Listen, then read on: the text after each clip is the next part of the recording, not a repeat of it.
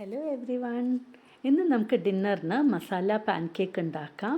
അതിനൊരു 1 കപ്പ് മൈദയും 1/4 കപ്പ് റവയും ആണ് എടുക്കാൻ പോകുന്നത്.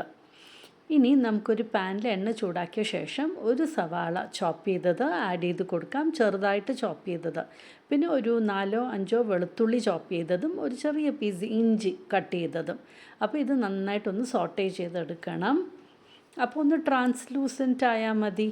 നല്ലപോലെ അങ്ങോട്ട് ചുവക്കണം എന്നൊന്നുമില്ല, ജസ്റ്റ് ഒന്ന് ട്രാൻസ്ലൂസൻറ്റ് ആക്കുക. അപ്പോൾ നമുക്ക് നന്നായിട്ടൊന്ന് വഴറ്റി കൊടുക്കാം. ഇത് നമുക്ക് ഡിന്നറിനും ഉണ്ടാക്കാൻ പറ്റും, ബ്രേക്ക്ഫാസ്റ്റിന് ഉണ്ടാക്കാൻ പറ്റും, കുട്ടികൾക്കും ഇഷ്ടമാകും. അപ്പോൾ എളുപ്പം തയ്യാറാക്കാൻ പറ്റുന്ന ഒരു റെസിപ്പിയാണ്, ടേസ്റ്റിയുമാണ്. അപ്പോൾ ഇതപ്പോൾ നമ്മുടെ സവാളയ്ക്ക് ഒന്ന് ട്രാൻസ്ലൂസൻ്റായിട്ട് വരുന്നുണ്ട്. നമുക്കിനി ഇപ്പോൾ ഇതിലേക്ക് ഒരു 1/4 ടീസ്പൂൺ ടേമറിക് പൗഡറും 1/2 ടീസ്പൂൺ ചില്ലി പൗഡറും ആഡ് ചെയ്ത് കൊടുക്കാം. എന്നിട്ട് ഈ പൊടികൾ രണ്ടും നന്നായിട്ട് നമുക്കൊന്ന് ഇളക്കി കൊടുക്കണം. അതിൻ്റെ പച്ച മണമൊക്കെ പോകണം. അപ്പോൾ അതുവരെ നന്നായിട്ടൊന്ന് ഇളക്കി കൊടുക്കാം. എരിവ് നമ്മുടെ ആവശ്യത്തിന് ആഡ് ചെയ്ത് കൊടുക്കാം. വേണമെങ്കിൽ നിങ്ങൾക്ക് പച്ചമുളക് ചെറുതായിട്ട് കട്ട് ചെയ്തതും ആഡ് ചെയ്യാം. ഞാൻ പിന്നെ ആഡ് ചെയ്തില്ല, നമ്മൾ ചില്ലി പൗഡർ ആഡ് ചെയ്യുന്നുണ്ടല്ലോ. ഫൈനലി കുറച്ച് കൊറിയാൻഡർ ലീവ്സും ആഡ് ചെയ്ത് കൊടുത്തിട്ട് നന്നായിട്ടൊന്ന് വഴറ്റി മാറ്റി വയ്ക്കാം. ഇനിയിപ്പം നമ്മുടെ മൈദ മാവിലും റവയിലും ഒരു മുട്ട ഇത് ആഡ് ചെയ്ത് കൊടുക്കുന്നുണ്ട്. വേണമെങ്കിൽ 2 മുട്ടയും ആഡ് ചെയ്യാം. ഞാൻ പക്ഷേ ഒന്നേ ആഡ് ചെയ്തിട്ടുള്ളൂ, ഇല്ലെങ്കിൽ ആ മുട്ടയുടെ മണം വരും. അത് കാരണം ജസ്റ്റ് 1. എന്നിട്ട് ഇത് നന്നായിട്ട് അങ്ങോട്ട് മിക്സ് ചെയ്യുക. നന്നായിട്ട് റവയുടെയും മൈദയുടെയും കൂടെ ഈ മുട്ട കമ്പൈൻ ചെയ്തിട്ട് വരണം.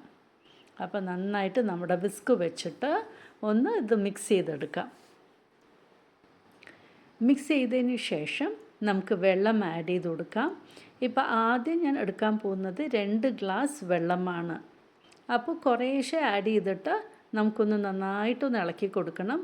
ലംസ് ഒന്നും ഉണ്ടാവാൻ പാടില്ല. അപ്പോൾ വെള്ളം ആഡ് ചെയ്യുമ്പോൾ നമുക്ക് കുറച്ച് സോൾട്ടും ഇതിന് ശേഷം ആഡ് ചെയ്ത് കൊടുക്കാം. ആദ്യം നമുക്ക് ശരിക്കൊന്ന് മിക്സ് ചെയ്ത് കൊടുക്കാം. ലംസ് ഒന്നും വരാതെ സൈഡിൽ നിന്ന് വയ്ക്കി എടുക്കണം. അപ്പോൾ നന്നായിട്ടൊന്ന് കലക്കിയെടുക്കട്ടെ. ഇനി സോൾട്ട് നമുക്ക് ആഡ് ചെയ്ത് കൊടുക്കാം. ഇതിനാവശ്യമായിട്ടുള്ള സോൾട്ട് ആഡ് ചെയ്ത് കൊടുത്ത ശേഷം വീണ്ടും നന്നായിട്ടൊന്ന് മിക്സ് ചെയ്ത് കൊടുക്കുക. എന്നതിന് ശേഷം നമ്മൾ അവിടെ സോട്ടേ ചെയ്ത് വെച്ചിരിക്കുന്ന നമ്മുടെ ഉള്ളിയും ഇഞ്ചിയും വെളുത്തുള്ളിയും അതൊക്കെ ആഡ് ചെയ്ത് കൊടുക്കാം. ഇനിയിപ്പോൾ ഇതൊക്കെ ആഡ് ചെയ്ത ശേഷം വീണ്ടും നന്നായിട്ട് നമുക്കൊന്ന് മിക്സ് ചെയ്ത് കൊടുക്കണം. അപ്പോൾ ഇതിൻ്റെ ഫ്ലേവർ എല്ലാ സ്ഥലത്തും അങ്ങോട്ട് ഇറങ്ങും. അപ്പോൾ ആഡ് ചെയ്ത ശേഷം നന്നായിട്ട് മിക്സ് ചെയ്ത് കൊടുത്തിട്ട് നമുക്ക് കവർ ചെയ്ത് ഒരു 10 മിനിറ്റ് മാറ്റി വയ്ക്കണം.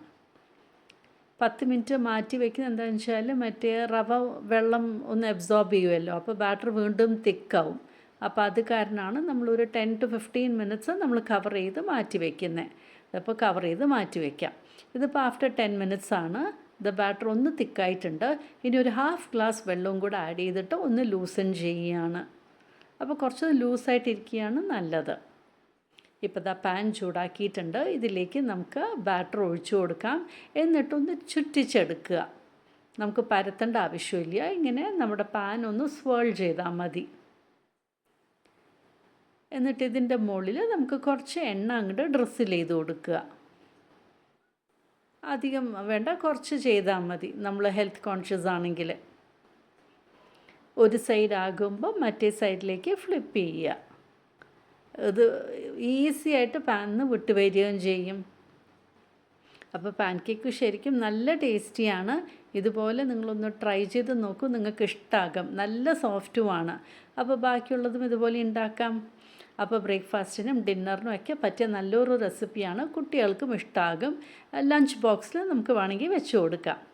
അപ്പോൾ തീർച്ചയായിട്ടും ഇതുപോലെ നിങ്ങളൊന്ന് ട്രൈ ചെയ്ത് നോക്കൂ. നല്ല സോഫ്റ്റ് പാൻ കേക്ക് നിങ്ങൾക്ക് എന്തായാലും ഇഷ്ടമാവും.